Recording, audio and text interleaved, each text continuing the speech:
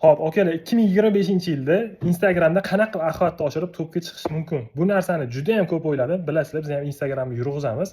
Hozir bitta video ko'rib qoldim, shundan keyin bitta ideya kelib qoldi. Hozir ko'p videolar bilsanglar, challengelar ko'pi topga chiqyapti. Nimadir oldiga maqsad qilib qo'yib, shu narsani erishishini ko'rsatib berish. Hozir bitta video ko'rdim. Qanaqa video? U bizani pokoleniya o'zi omadsizmi degan. Mana bu pokoleniya deganda qaysi yosh aytilyapti? Shu 94-95 lardan bir 2000-yillargacha.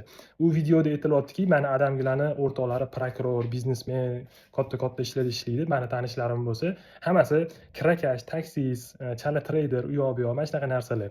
O'zi aslida men ham shu yoshdaman. Bizani pokoleniyadagilar hozir qanaqa ishlarda ishlayapti?